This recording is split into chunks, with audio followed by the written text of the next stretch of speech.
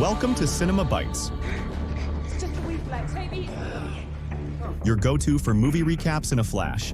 Big twists, epic moments, all in just minutes. The movie begins with people on Mars on an exploratory mission for certain purposes. The mission has been ongoing for 6 months and is supposed to end tomorrow. Then we see Campbell in the first vehicle saying to the person next to him, "There's a terrifying storm coming," while talking to Harrington on the phone asking, "Do you see what I see?" Campbell then says they need to quickly retrieve Kim from its hiding place before the storm hits. Those inside the base step outside to do something, then return. We see them walking in an enthusiastic atmosphere as they prepare to return to Earth, thankfully. Campbell tells his companion that they will finally be able to see the blue sky and walk on green grass. He calls Kim, urging her to come along, but she doesn't respond. He calls again, and she still doesn't reply. We learn she's deliberately ignoring them, saying, "Go ahead, I'm not leaving now." They tell her to calm down before the storm makes her regret it. She responds, "If I leave now, it'll be as if I've done nothing at all." They assure her there's plenty of work and 6 months worth of effort stored with the leader in his capsule, as if they're already on the beautiful spaceship. She then remarks that their discovery is ordinary, like being the second person to land on the moon. She boards the vehicle, upset, saying they haven't achieved anything. They take the vehicle and head to the base. Back at the base, the leader mentions something's wrong, energy has run out, and they'll have to stay another day. Harrington tries to communicate with the base but can't. Then we see Doiby telling Marco, "Why are you laughing while looking through the microscope?" Marco replies casually, "Nothing." Later, the leader talks to Harrington, asking when they'll return to Earth. Harrington says he doesn't know, but there are 19 hours left to exit before the last outlet burns out, and communication with Earth is completely cut off. The leader tells him to try again while they wait. Suddenly, the electricity cuts out entirely, and the backup batteries kick in. They say they'll wait for Campbell to fix things.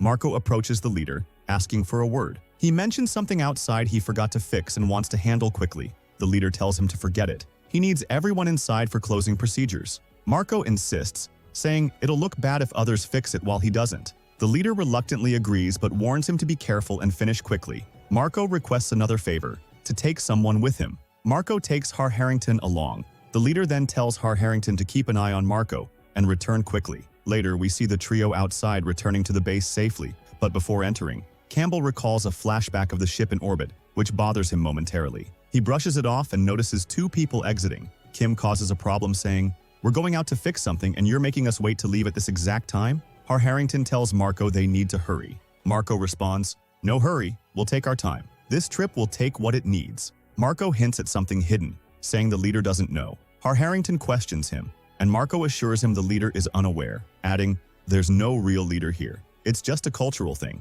Later, Campbell asks his companion for help with cooling systems since Harrington left. She declines, saying she doesn't understand them. Campbell sits in a cramped space while Rooney passes by, asking, "Are you happy?" Campbell replies, "Just trying." Rooney mentions wanting to talk to his daughter, expressing disbelief that it's their last day there. Campbell agrees, but notes there's still time before they leave. Rooney adds, "It's not about leaving. We're leaving with a nuclear warhead." Rooney then notices half the carbon dioxide filters aren't working, urging them to fix things quickly to leave. He says this issue can't be resolved without help from Earth or additional support. Meanwhile, Kim argues with the leader, with some considering her rude and others thinking she has a point. Kim questions how Marco managed to leave so easily. Later, Kim exits. Then she entered Marco Doobie's office and said to her, "What are you doing? You're not supposed to enter here." She told her, "I also want to understand why his research is more important than mine. So you're saying that he's interested in the sensors and went out to fix them." Then she starts checking the research and says, "There are pictures on the rocks that look like cells. So there's life here. This is bacteria. And how could he hide this from us? All this so he doesn't leave the credit to us with him." Then the leader talks to them from there and says to them, "I want to block this area." But Harrington tells him that Marco is downstairs. He said to him, "Let me call him."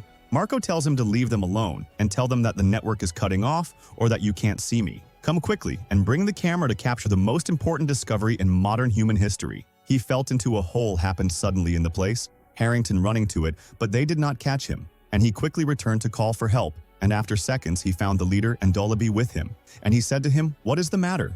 He said to them he did not know. He disappeared in this hole, and the smoke did not show anything, Dollaby told them. "Surely he's okay," he told her. "Any small fall could break the helmet and kill him.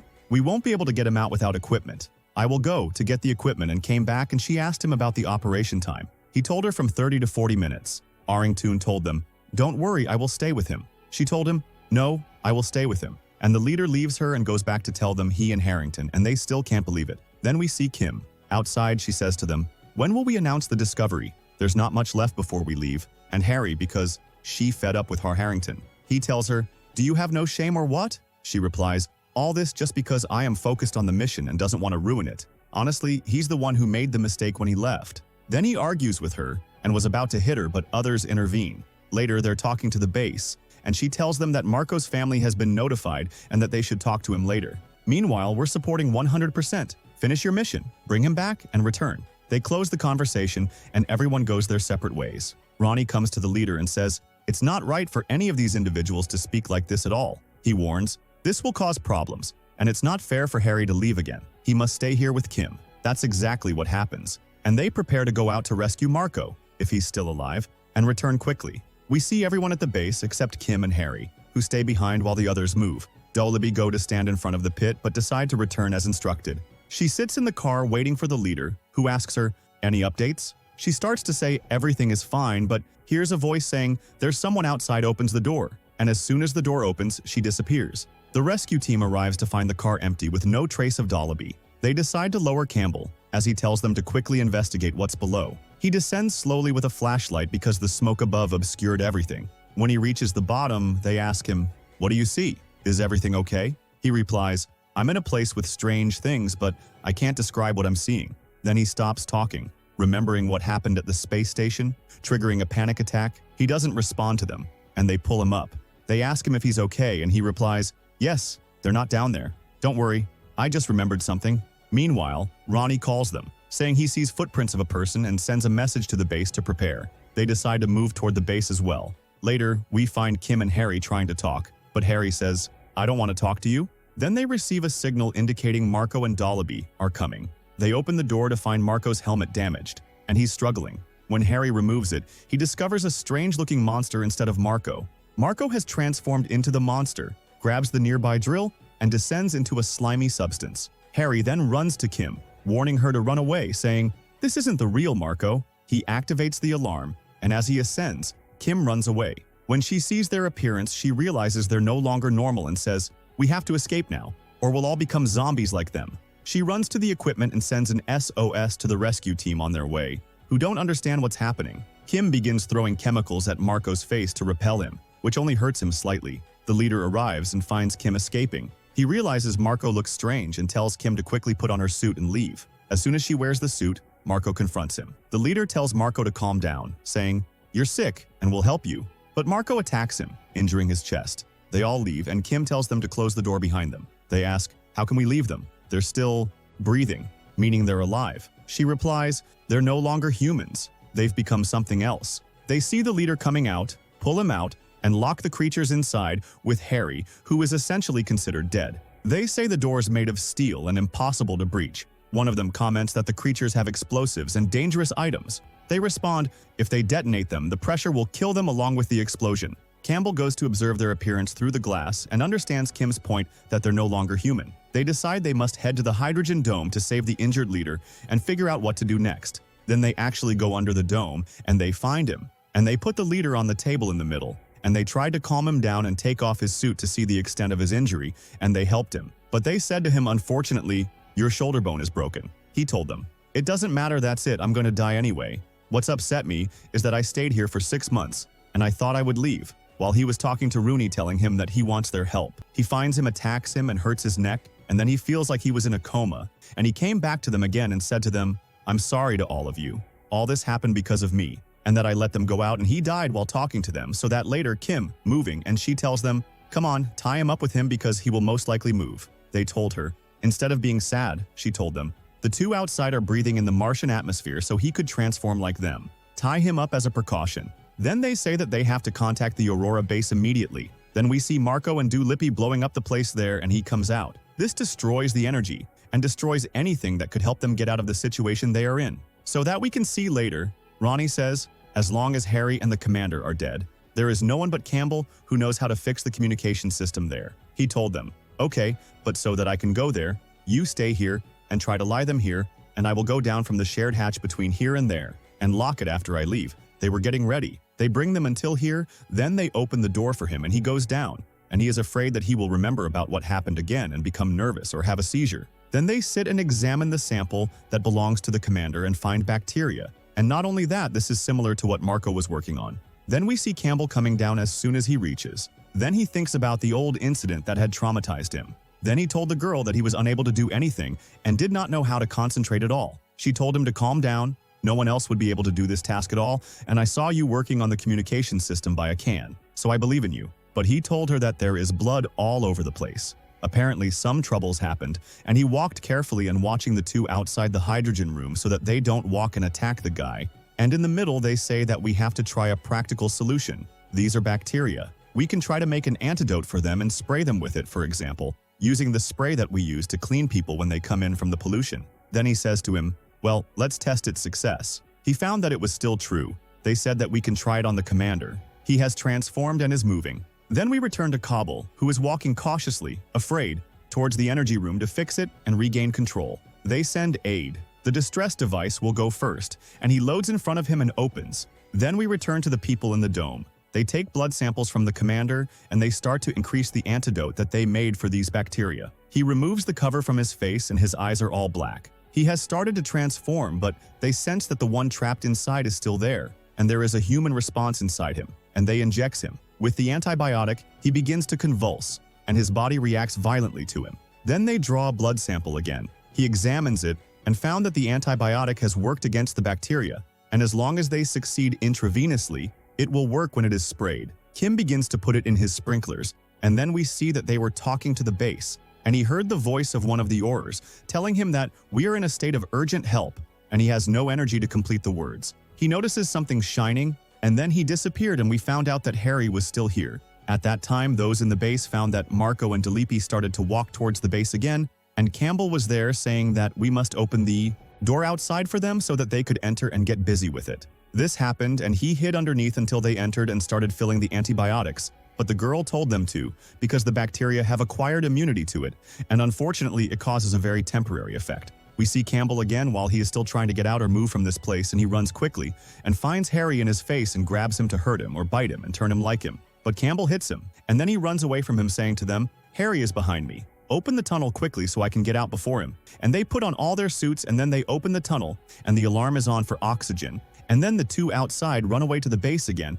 and Campbell comes out and hits Harry. But he comes out again, and Kim goes to get chemicals and throw them at him, so he goes down and they hit him, and he insists until the girl said to them, let's go out. Kim said to her, come on, I am coming after you. But you find that Ronnie, when he went out, he locked the door and kept looking at her. And she is looking at him regretfully that he left her here to delay Harry and the leader, and they left, and then they run to the car immediately and found that the girl is badly injured. Campbell tells Ronnie to get them away from here and treats the girl while she is looking at him with a look meaning that she will transform. He says to her, don't be afraid, we will treat you. And he continued to say to them that the spattery will run out, and we sent a distress call, and they go down to the place of the landing. We won't be able to get close to it with this battery, and in a little while the sun will charge the batteries. We will move in this car to the other car that is at the scene of the accident, and we will take it and leave when he arrived, and Campbell was getting out. But Ronnie said to him, no, don't go, they might be behind us, and you don't sacrifice yourself. They said to him, okay, but if you find something behind you, come back right away. And then as soon as he arrived there and opened the door,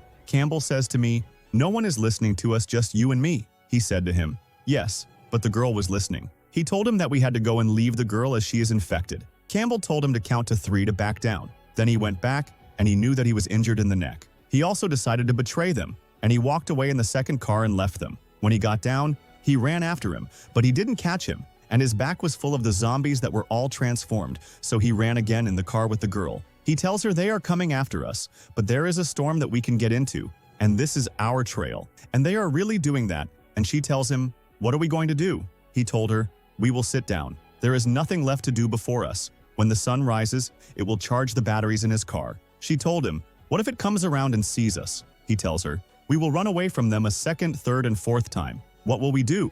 I mean, she told him there is nothing else to do. And then we see her telling him that she felt and the leader is dying, that he still has the human part inside him, not a zombie. Then we see her. In the morning, when he wakes up from sleep, he looks around and hears a call from Aurora's, and they are trying to reach anyone to tell him that they are coming down. And he finds that the girl is not there, and he knows that she went out because she was afraid that she would transform and harm him. and he finds a trace in front of her, and he keeps walking behind her and tries to calm her down, but she still does not respond, and he goes down after her, and she keeps saying to him, "Leave me alone, I will transform and harm you," and he refuses to get back, so she went, removes the helmet and died in seconds, and he cries, but after a while she transformed and stood up and started attacking him. While he was holding her and tying her up and trying to wake her up, she returned to her normal state and said to him, "Kill me, please." He was okay, and grabbed a rock and actually killed her, so that after he finished he found the Aurora's ship is coming down to take them to the specified place when a distress call occurs. He hears those inside him talking